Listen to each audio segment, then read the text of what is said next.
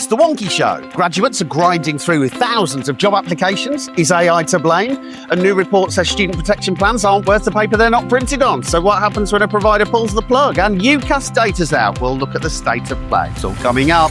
We should be endeavouring to support students in many ways, including the availability of jobs. There's probably more that can be done to sort of create much more flexible opportunities for students to work.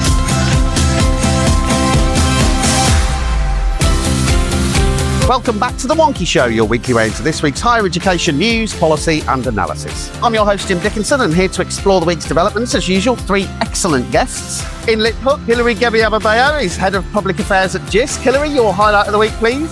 I've actually just gotten back from Morocco on a nice break, and my highlight is the slow return of my voice after some really bad karaoke. Most industrial Swansea, Hugh Jones is as an independent consultant and higher education postcard maestro. Hugh, your highlight of the week, please. Thank you very much, Jim. My highlight of the week would be I went to a fabulous board meeting at Birmingham City University over the last 2 days. Cannot beat it. Fantastic. And in Stoke-on-Trent this week, Michael Salmon is news editor at Wonkhe. Michael, your highlight of the week, please. Well, I think I'm legally required to say that it was watching my son in his school play. He was good, though. School plays sell out. No, so yes, we start this week with graduate jobs. Every time I open the paper, because, I still buy newspapers, the robots are coming, or are they, Michael? Yeah, it has been a bit of a relentless month or so of scare stories in across all the broadsheets, really. We could have done this item any time since the middle of June, really. But yeah, there was a fresh round of stuff in The Guardian at the weekend about, graduates job hunting woes amid the AI fallout. The sort of premise here is that it's becoming really, really, really hard for graduates to get jobs because AI has sort of taken all the entry-level positions. The job market has totally changed.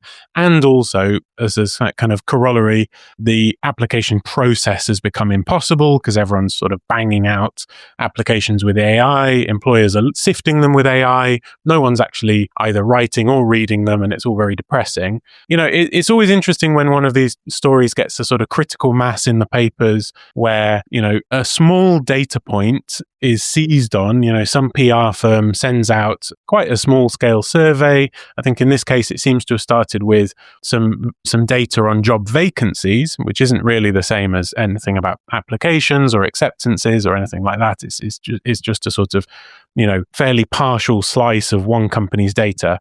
But yeah, it's engendered all kinds of terrible coverage. I thought I might just read out a few headlines we've had in the last month. So we've got, it's a bad time to be a graduate, 1,000 applications to get a job, the graduate grind, UK graduates facing worst job market since 2018, Britain's graduates left on the scrap heap, scammers target struggling graduates, entry-level jobs in free fall, I'm a Cambridge student, Rachel Reeves has made job hunting impossible. That last one, of course, from the Telegraph. And, I think that's one of the few ones that didn't sort of pin the blame on AI.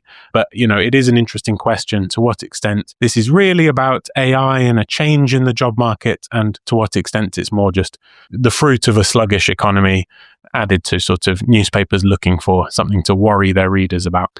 Well, this is fascinating. Hugh, what's your theory? Is it, are the robots coming, or is this a kind of sluggish post-pandemic economy? What do you reckon? So I think it's bound to be a bit of both, isn't it? Come on, let's go straight for the middle of the road if we can do. There's clearly an element which is about changing nature of jobs, the changing nature of work, the increasing adoption of AI tools within roles.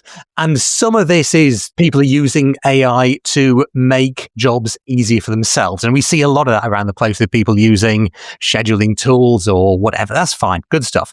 Not good stuff at all. I don't believe in it, but never mind that. But there's also a sense in which companies are moving towards business models, towards operating models, which actually try to remove the human element. And this is nothing new. I mean, this is something which has been going on for hundreds of years. If you think about ways in which new technology turns up, replaces previous person-intensive roles, and we move on. Now, whether this is doom and gloom forever, or whether this is a temporary bit while we work out what are the things that we still do better than AI and that's where we add value. I don't know. I mean, you've got the replacement of, and that's what I'm just reading a book which is in part going about the changing nature of Britain's landscape and how industry changed things in part, and colonial endeavours changed things.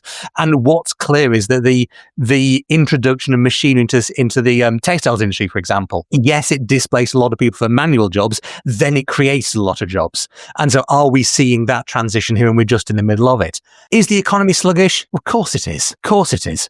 And I'm sure that if you look at the data, there's a huge difference between jobs and the situation in the southeast of England versus jobs and the situation in the rest of the country. So there's a slice of this which is probably about differences in the economic performance of different parts of the country as well. Well, I mean, this is fascinating. I mean, Hillary, I guess part of it is, my sort of sense of this is that those previous shifts that Hugh talks about, quite often in those scenarios, the robots came for other jobs in the labour market. And there's a kind of sense, I think, that this time the robots are coming for graduate jobs. Is that, do you know what I mean? Is this nonsense? I wouldn't say it's all nonsense. I think that technology has developed in such a way where it's having much broader impact on the wider job market, and particularly for graduates. I think they're always going to feel any strain in the job market acutely, transitioning from one stage of their life where, it's felt really guaranteed, moving from educational institution to educational institution, and now they're in the big wide world, thinking a little bit about what they're going to do with their lives moving forward. But I do think that, in many ways, this has been inevitable and actually reflects the fact that digital and technology is requiring more skills and capabilities out of those entering the job market. And so, I think what we do need to focus on a little bit more isn't that it's getting particularly harder, because I think for the past few years, the graduate market has been hard in general, but are we doing enough to support graduates to go into an ever-changing market that requires them to be a bit better in their digital skills, digital capabilities, and to engage with these new technologies in ways that allows them to be included in this change rather than excluded by staying in more traditional models of learning and engaging with what work will look like in the future?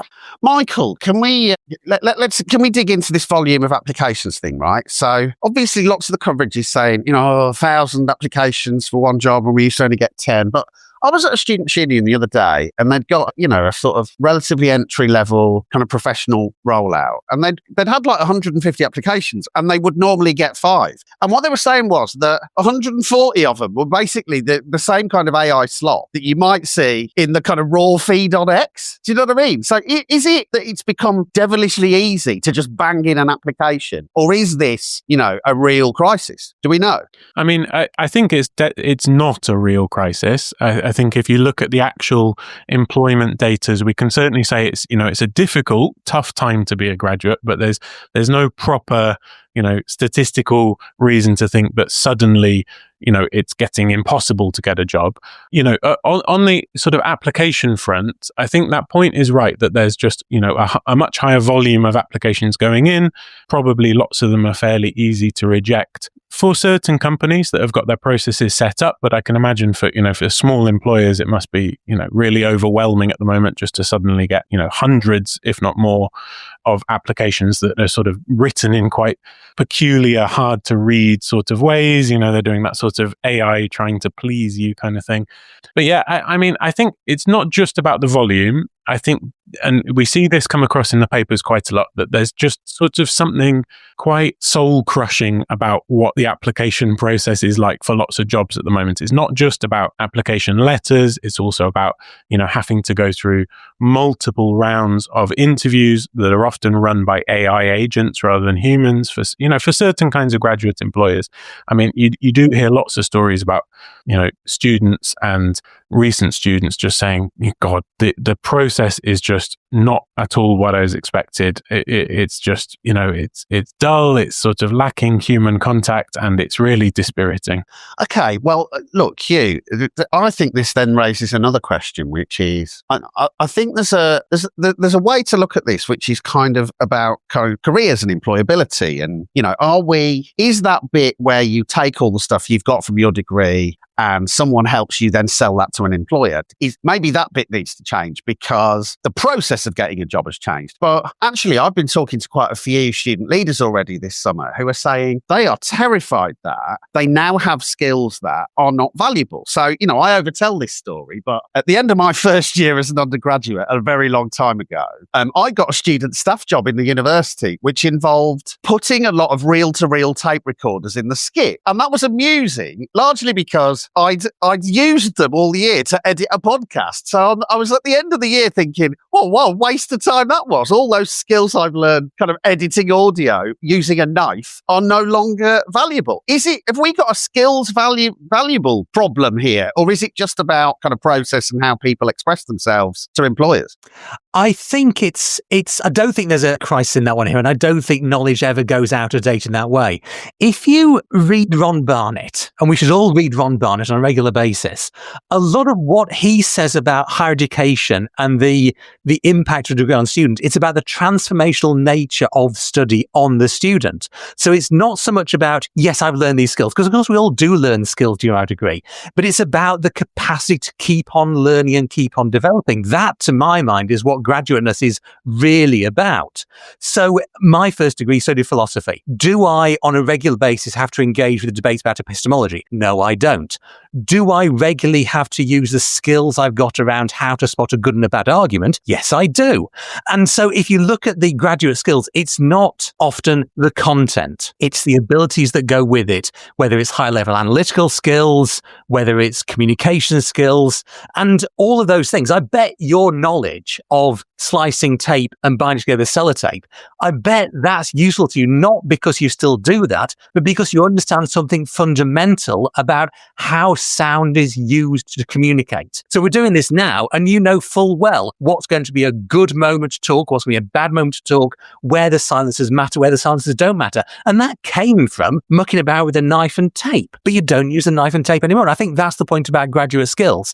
It's really about how do you learn to learn new stuff, and how do you understand the deeper propositions about value in whatever it is you're trying to do. Hillary, let me ask you, okay, I mean, look, all right, okay, fair enough. I mean, I think I know where she's coming from, but it strikes me that in that case, one of the things that students probably need is, and when I say students, I mean all students, right, probably need, the kind of tools and digital literacy to keep up. So if graduateness, includes things like critical thinking and so on, it just feels like graduateness now also ought to universally include some stuff around digital literacy. But, there are plenty of degrees that don't really have a lot of that in it. Yeah, I mean, I completely agree. Digital literacy, it feels now more than ever, it should be much more compulsory than it actually is. And given that we're hearing so much from even just wider than the sort of traditional digitally facing jobs that we talk about, and wider sectors using digital, it feels that we are not preparing students well enough if we don't give them those digital literacy skills to be able to engage with that in the job market. I mean, I was thinking a little bit about this before the podcast today, but very often, what is actually inhibiting students from getting that digital literacy isn't just that they're not getting it as part of a quote unquote formal education program, but often, we often miss out the fact that there is sort of big digital inclusion implications to this, right? If students don't have the right device access, the right connectivity, the right level of access into the tools that are being created, they're often going to get left behind, particularly those that are more vulnerable. They're often going to get left behind as this digital technology gets utilized more and more in industry, in the job market. And so there's much more to be done. And actually, I agree with you in the sense that there's a part of this that is about traditional learning. But I think from years ago, if I can dig out an old Wonkhe podcast that I did back in the day, it does still go back to this part around, so what are the things that we're equipping students outside of the traditional curriculum and program of learning that they're doing? How are we making them, or equipping them rather, for that more flexible, evolving type nature of, really going into the wider world and thinking about how they evolve as people, how they evolve in their skills and their professional capabilities, and encouraging them to look at, the future like that, rather than I've done X degree, so I go into X sector and I use X skills until retirement. It just doesn't work or look like that anymore. And digital literacy is a key component of that. Yeah, no, I think that's totally right, Hillary, about the sort of, inclusion, digital inclusion issues. And I think another thing is, there are just, for universities and academics to be reckoning with, is there are just a lot of students who are very skeptical about the use of AI. And, there was a really interesting article in Slate this week in looking at over in the USA about students who are sort of resistant and who are being asked to do lots of these kind of, standalone modules or, extra work on how to use AI, and are saying, this is rubbish. I'm being sort of taught to do stuff that is, I'm looking at the outputs. I think it's low quality. This isn't what I want to come to university for. I want to do this, what Hugh was saying about, I want to be learning how to learn. I want to just understand my subject in as much depth as possible, rather than sort of do spurious little bits of, training that are really bad for the environment. That was a theme that came across from lots of the students too. So that it's tricky for institutions to know to what extent they should be sort of, obliging everybody to kind of jump, to sort of throw themselves headfirst into AI, when many students may, come into this with their eyes quite open, and probably in some cases understand it a lot better than those who are being asked to teach them. Hugh, let me, just before we finish on this, let me just pivot quickly to a related issue, right? Back in, a couple of months ago, we got the Happy Advanced HE Student Academic Experience Survey, record number of students, full-time students in work, 2/3 now in work. But last week, we got the Happy, oh God, who did they bloody do it with? Last week, we got the Happy Unite Students Applicant Survey, and that said 82% of home students and 94% of international students are expecting to find work during their degree. And, one way to read that is we are about to run out of part-time work for students. That generates a much more urgent crisis, doesn't it? Yes, it does. Although if we think about the nature of jobs people are doing while they're at university, they're typically service sector jobs. They're typically the ones where you do have human interactions, whether it's cleaning, bar work, coffee work, whatever it might be. It's something like that. That's a different kind of thing to what we're talking about after this one. Will there be a decrease in demand for people to be served coffee in a coffee shop? I'm not convinced that we're quite there yet. The other thing here is that people will be working in different patterns. So the 94%, the 84%, the international home students who are doing this one, they're expected to do some work. Are they expecting a couple of hours a week? Are they expecting 40 hours a week? There's a huge variation in this one.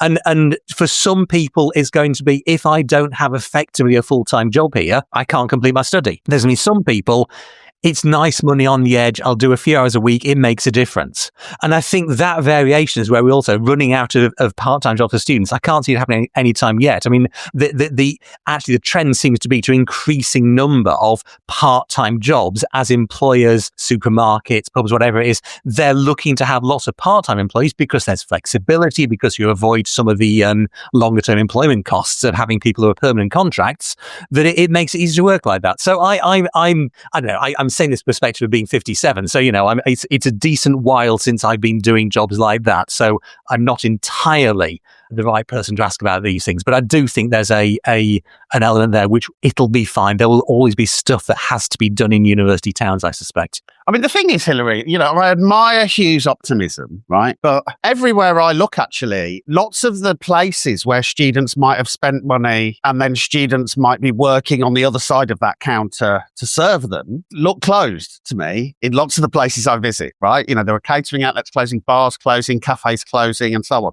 And it's partly, the cost of eating out or drinking out or getting a coffee is now really, really expensive. It's much higher than the average rate of inflation. And it looks like it's kind of pricing students out of the spend bit. And then that makes part-time work harder. But let me ask you this question, Hillary, right? So I'm in a university building today and I tailgated in, with the cleaners as usual, because I hadn't got a pass, right? And I asked the 4 cleaners, are any of you students? They were not. Then I went for a coffee in the university catering outlet. Any of the 3 people working behind the counter, are you students? They are not. That is a problem, isn't it? Why don't we employ more students on campus? Well, I mean, that's slightly an existential question that's outside of my capabilities. But what I would say, just to give context, you are there in the middle of July and most students have either gone home or gone to some form of non-university premises for the summer or are working in... I'm in a university where there's about 50% commuters, Hillary.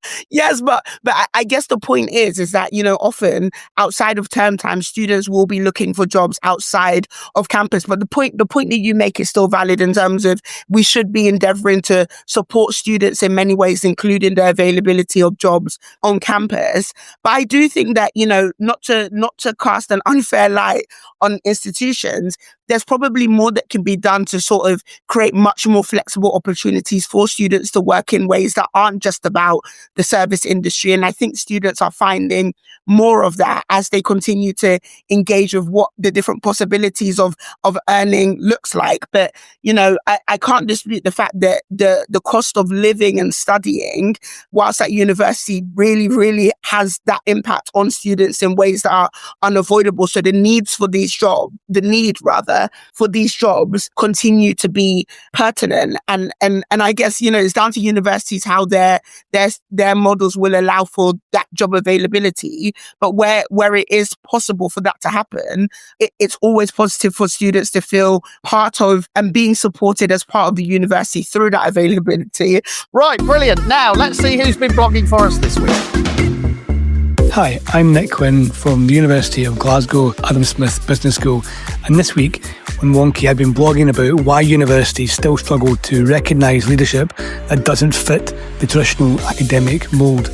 Drawing on my experience as an academic, someone who's crossed in and out of academia, I argue that second career academics bring in viable perspectives but are often undervalued by systems that prize conformity over creativity. Universities say they want diversity and impact whilst rewarding sameness.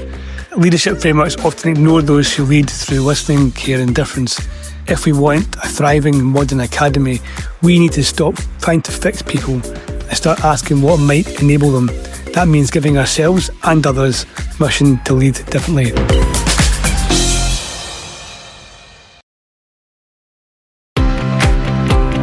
Now, next up, student protection. There's a new report from the OIA and Sums Consulting on market exits. What's going on here, Hugh? It's a fantastically interesting topic if you are of a certain mindset, and I am. So this is a very good topic for me. And you may have noticed, this might come as a shock to some listeners, but the HE sector is in a little bit of financial difficulty. And one of the challenges is that there is a seemingly increasing prospect of providers leaving the market. What do we mean? Shutting up shop, stopping taking students, stopping teaching students, ceasing to operate. Now, we've got a regime in England, and this is really focusing at the moment on England and the Office of Students and the requirements in there, around student protection plans. The notion is that you've got a policy in place that should you, as a provider, become unable to deliver the program you've done or you cease to function entirely, there's a plan in place to help students continue their studies. Now, what's been found in practice is that this is mostly cobblers, to use a technical term.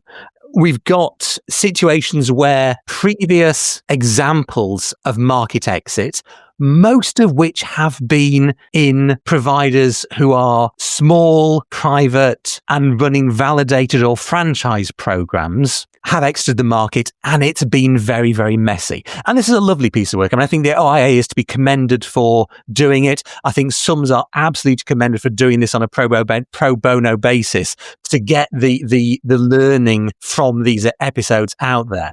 And really what it's shown us is that when institutions collapse or when programs close or departments close, it is way messier than the thinking we've done so far lets it happen. And you find that there's an enormous amount of stress and anxiety, an enormous amount of uncertainty. The interests of students don't tend to come top of the tree, even if people want to make them so, because actually the legal aspects of bankruptcy, of winding up a company, take over, and students don't necessarily have the status you might expect, particularly if you're in a charitable institution rather than a for-profit institution, which might be set up as a limited company.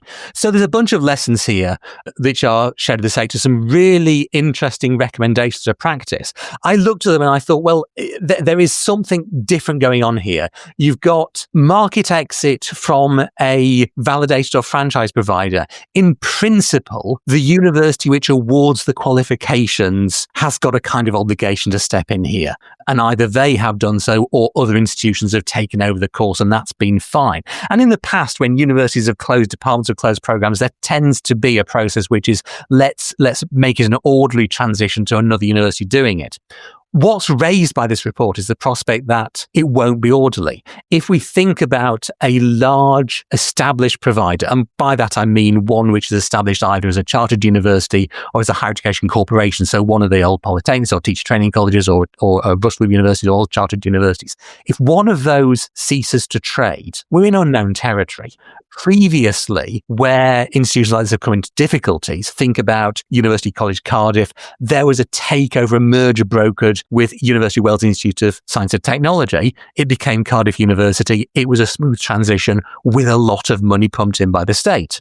We're not in that territory, it seems to me, at the moment. We don't have a regulator in England which is meant to be a steward of the sector, and that makes a critical difference to this one. But also, we don't really have a sense of what happens when the corporation which is responsible suddenly ceases to be a corporation. It's in the same, a similar way. I mean, let's move it. And when you've got a bereavement, a person who dies ceases to be a person legally at that moment. They can't do stuff. If you're an executor, you've got an awful lot of admin to deal with, as well as the grief, as well as the terrible things that have happened. It's going to be similar when it comes to a big university closing. The bodies which might do something about it, the trustees of the organisation, the management of the organisation, they might cease to have a locus in this one. And that creates an awful lot of uncertainty. So the report says there are lots of recommendations. There are lots of good practice identified for things to do there. There's a lot of work to be done. And that's one of the things that troubles me here, is whether universities will look at this and go, we can't actually focus on a what if now because we're too busy trying to make sure the what if doesn't happen. And that's actually precisely the lesson here. So we're in a catch-22. We're too busy to do the work that would make it a smooth process if we did go out of business, because we're trying not to go out of business. And I think that's the challenge for the sector. Hillary, this feels like a real, when you zoom out, this feels like a real scandal to me, because, when you had when there were still caps on student numbers, and, there was a bit more planning in the sector, and there weren't so many kind of smaller providers, things were kind of slow and steady. And then, the deal, I think, was in the last decade, we'll hyper-marketize it. This will generate innovation, but it does make it a bit riskier. So what we'll do is we'll put student protection plans in so students can be assured they'll always be able to finish their course. And, reading this, it turns out that students are paying much more than they did in the past in a much more chaotic environment and really are not protected. It's a difficult one, definitely. I think it's always going to raise alarm bells if it feels like there's not the right infrastructure to protect students in the event of a market exit. And I think it is right to be thinking about this acutely at this time where we really don't know what support will look like and what that, long-term sustainability model for the sector will look like, particularly for institutions. And perhaps where my point of view comes from in this is that what it does highlight more so than to sort of brand it as a scandal or not is how ready the sector are in terms of the infrastructure that they need in order to manage what a market exit would look like.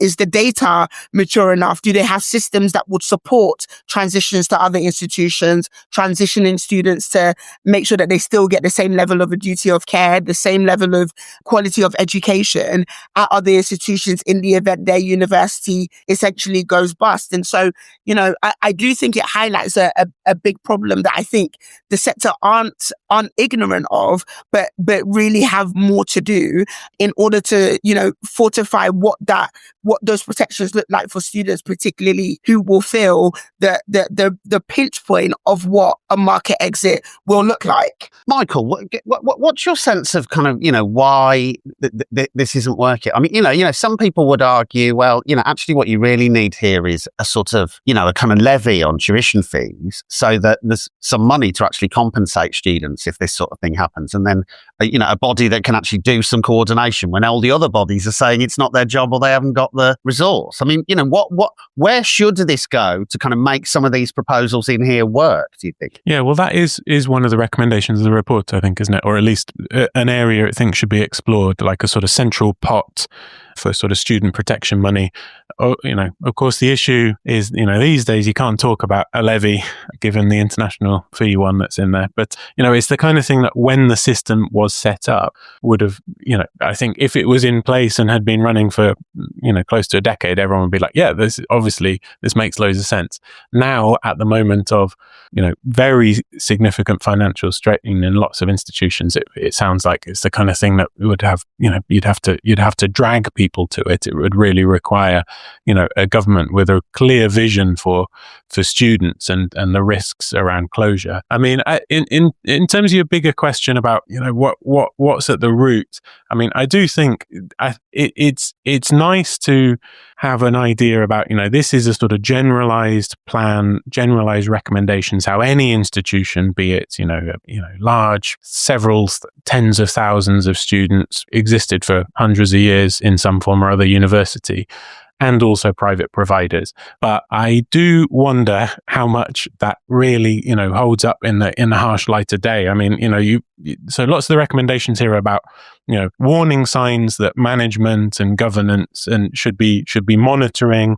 But for some of these smaller private providers, the worst actors in the system, which, are lots of the warning signs would really be, are you just trying to, rapidly increase your student numbers and make a load of cash? And you go, is that us? Yeah, no, that is us. Okay. I mean, if you introduce a profit motive into the higher education and skills system, then you're going to have bad actors, and the government still doesn't really have a plan to deal with it. And I don't know whether it's something you can do with sort of one size fits all models of either of regulation or of approaches to governance.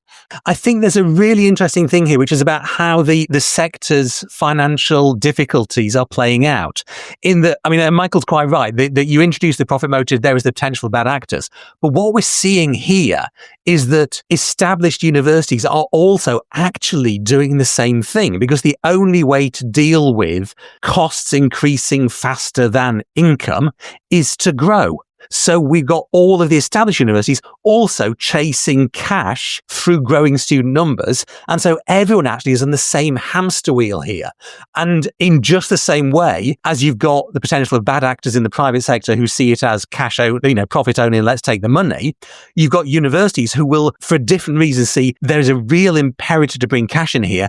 It means that we perhaps turn a blind eye to some practices which aren't as good. And you see this as some of the franchising issues and how franchises are given to colleges which really shouldn't be. In the same way, universities are pushing things in order to keep the cash coming in, because that's how they maintain the high levels of cost that are being faced. And the same problems arise as the governance begins to be stretched thin, management takes us out of the ball, and we end up with the same problem in relation to practice in the sector and whether we are running stably and sustainably or whether we are keeping scrabbling from year to year. And I think we're increasingly in the scrabbling bit rather than the sustainable bit of how things worked. This makes lots of sense, this report. from the point of view of provider collapse or closure, right? But, one of the ways in which you can survive as a provider is to make pretty radical changes to programs. Yeah, you can start to slash optional modules, you can massively increase class sizes as a result, and so on and so on. I have talked to a lot of student leaders this summer already and asked them to describe the course they thought they were enrolling on and what they actually experienced in the year before they became a sabbatical officer. And almost universally this summer so far, they've been saying that huge changes were made that effectively mean they weren't on the course they signed up for. What is, in reality, what is the difference between massive differences to a program that you've signed up for and your institution closing and having to go to a different institution? Oh, I agree entirely. I think that's a really valid criticism of the student protection plan regime, but also of universities' behaviour. And it becomes one of the pressure points we've got here. And you can imagine, if you look at how student protection plans were set up by the Office of Students, they anticipated things like curriculum change. We're changing the modules, we're changing that. And they've got expectations that you will consult with students, you'll make sure you teach out the existing modules, whatever it is that has to happen. But when you look at the other side of that, and as you say, increased class sizes, a less settled academic staff teaching it, possibly a different campus, some of those are less regulated by the student protection plan regime. And it does result in a situation where things seem very different to the students. I think the report does highlight, there's one critical difference. And I think this is something which legally universities would rely on. Morally, I'm not sure whether they should, which is you still got a degree, student, even if it was a different experience than you expected you signed up to. And that's the university's defense in this one. Whereas the fact that, yes, but it was a completely different thing I was trying to do, that's going to be difficult and going to be painful. I do think the challenge that the OFS has, when it originally set up its regulatory framework, nothing like this had been done in the UK before. We hadn't anticipated a situation where we needed to think about market exit. We'd got a situation where universities were stable, and if they weren't, the state would step in to sort it out. So there was an attempt made with student protection plans and the infrastructure around that one. It's been found wanting in part. And I think this is part of the evolution to say, well, actually, how do we manage this system there? I'm not convinced that the fund to compensate students is the entire answer. I think, yes, there's elements where compensation helps. And I do think there's something which is, we understand it's not been what you wanted. Here is some money back. That does a lot to alleviate a person's sense of frustration, anger, crossness, whatever it might be. But where you've got a bigger problem, the class size are different. I've ended up doing a degree which was much more about subject A than subject B. I didn't really want to do that. That's no compensation is going to change that, because that's actually 2-3 years of life you've spent learning something different than you expected to. So a compensation fund is part of the answer, but I do think part of this is really about how do we get earlier interventions where things are going wrong. One thought that struck me, if you've got universities which are beginning to think we're in difficulty here, there's a lot of effort put into making sure that they don't get presented as not being a going concern in their annual accounts. And I can imagine there's been 2 or 3 providers that's happened to over the last year. You see late accounts, you see questions raised by the auditors about that sort of thing. I wonder whether those providers should also have been putting out feelers at that point to other universities saying, we might be in trouble here. Can we start talking about areas where we overlap to make sure that the provision is protected? And I think that's the challenge on this one. You don't see that early consideration of bad possibilities by the university's leadership, by the university's governors, because they are too busy fighting the fires. And I think that's part of the challenge. So compensation funds, yes, but they're not going to really get there onto that one. And I think as well, the difficulty is if the whole sector, or as near as damn it the whole sector, is engaged in the kinds of measures necessary to keep the wheels turning, which is increased class sizes, which is change around the staff complement, using more part-time visiting staff, people on shorter academic contracts, those changes changes are happening everywhere. So how can you focus on the ones or twos that are doing it to change it? Because everyone is doing it. Nearest makes a difference. Hillary, one final question on this. It's quite interesting this, because obviously we're about to go into a real nail biter of a month, right? So, lots of the people I talk to, not just student leaders actually, are saying that, they're really worried about the clearing period, partly because of the kind of poaching issue, but also partly because, the institution has some targets and they're not really sure what on earth they're going to do if those targets can't be hit. Now, if OFS is right and everyone's targets are just a bit too optimistic and there will be some winners and losers by the time we get to September. One of the people I met the other day said, what I don't understand, Jim, is why aren't they all required to already have thought about what the contingency plan is if they don't hit their targets in August? And I had no answer for that, because that sounded really sensible to me. But it does seem to me that there's quite often not a lot of scenario planning going on at sort of governing body level. Yeah, there's something there actually about how are we encouraging institutions to be more proactive rather than reactive. And I think, actually thinking about what Hugh was saying just now, that, that need for more proactive planning before it feels really acute is really necessary now, rather than waiting until then and then worrying about what this is going to mean for the broader future of an institution. I mean, from a governing body's perspective, that there is a need for a greater onus to have those scenarios planned so that they can set more realistic expectations, particularly for students, where students may not really know what the state of play would look like if, for example, the institution that they've put as number one doesn't have enough students to run that course and may not be able to do that. And so that sort of scenario planning is always going to be really, really important. But just to sort of tack off of a point that Hugh was making, that collaboration point feels even more important there. That if there is much more of an awareness that we might not be able to run a course that, there are some students that were legitimately applying to our institution to do this course because we've got X reputation or whatever it might be, that willingness to be flexible about working with other institutions in order to fulfill those expectations, or to get students still being able to get the content and what they were expecting out of that course, is going to be really, really important if we want the experience of what university is supposed to be about to still continue, rather than this sort of ongoing cycle of people worrying about disappointment because there isn't a clear plan around the sustainability of the sector and we still don't have those answers yet. And so, yes, scenario planning is going to have to be really important. And I'm keen to see, I saw that the OIA also consulted with the CUC on this as well. I'm keen to see if any developments will come out of that a bit more formally in terms of what governance reviews are going to look at moving forward, particularly as we see what the next few months bring for the sector.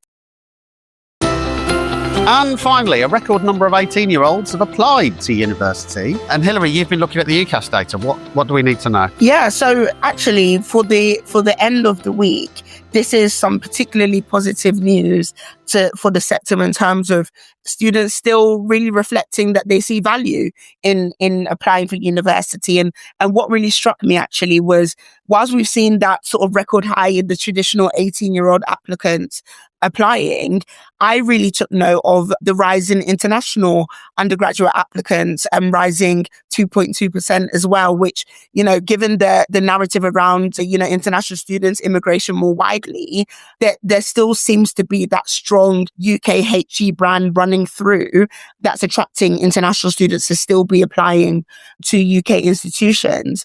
Where we might want to note some equally positive news, that continuous rise in applications will, of course, bring lots of excitement to institutions. But on the topic we were just speaking about, it's much more pressure to think about what's going to be done to support the sector to continue to accommodate students still being really keen to learn in higher education institutions, but there not being sort of that clear plan moving forward. But overall, it's looking like a really positive picture. There are some slight decreases, but much to be proud of in terms of people still seeing value in HE more broadly. Hugh, I see friends and colleagues in the high tariff providers are gobbling up market share again. This is, where does that end? Oh, the tears before bedtime, I expect. I think part of it's an interesting part of the narrative, and exactly what I was wanting to turn onto on this one is that we're seeing the market responding, both students and applicants and institutions, to how things panned out last year. Last year, we saw the higher tariff providers actually doing quite a lot of lowering their tariffs when it came to the actual offers, to dropping down the A-level expectations, taking students they wouldn't previously have taken. Students have noticed, applicants have noticed. And so it makes perfect sense to stick in your application to a higher tariff institution, knowing that you might get there when previously last year you might have thought it's a bit of a gamble. I won't waste an application place on that one.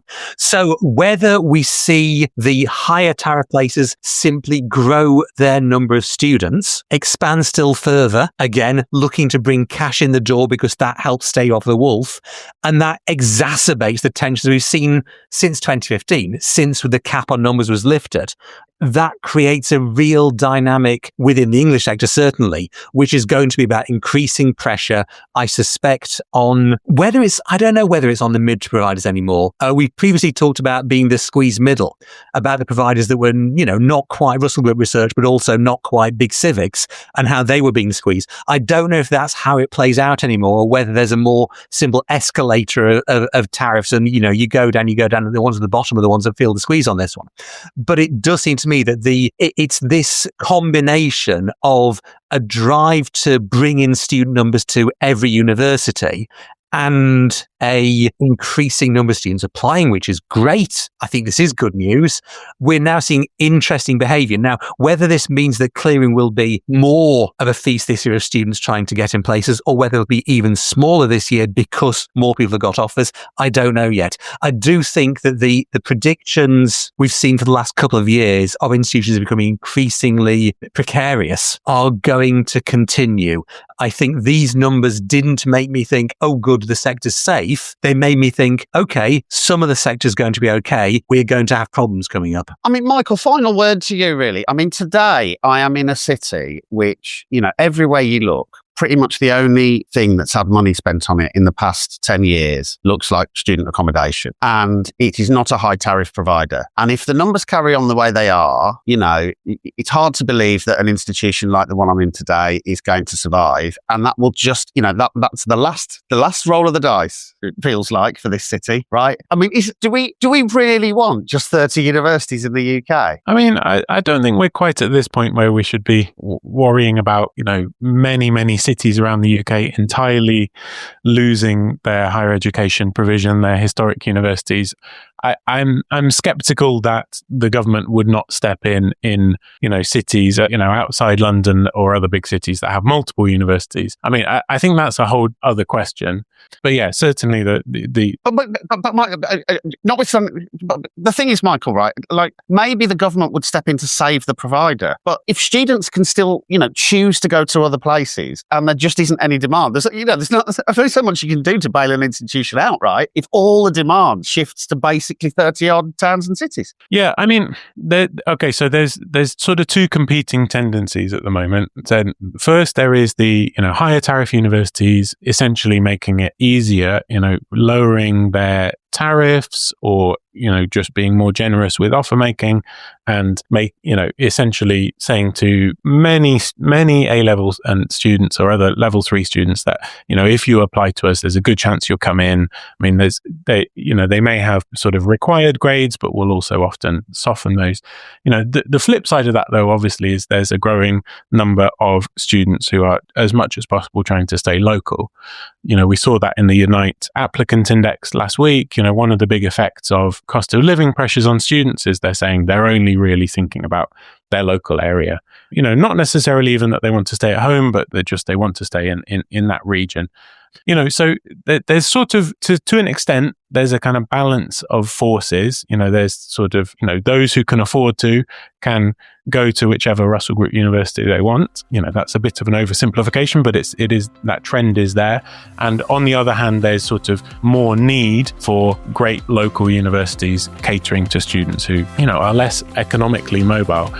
So those things to an extent balance out, but obviously the downside of that, which I think no one will be happy with, is that it makes for a much more divided sector, where certain kinds of students have all the choice in the world and certain kinds of students really don't. So that's about it for this week. Remember to go in deep on anything we've discussed today. You'll find links in the show notes on wonkhe.com. Don't forget to subscribe. Just search for The Wonkhe Show wherever you get your podcasts. And if you want to get ahead of everything going on in UKHE, just click subscriptions on the site to find out more. So thanks very much to Hillary, Hugh, Michael, and also other Michael in his day job for making it all happen behind the scenes. I was about to say we'll be back next week, but actually this is the last podcast. We'll be back in September. Either Mark or me will be here. Until then, have a wonky summer.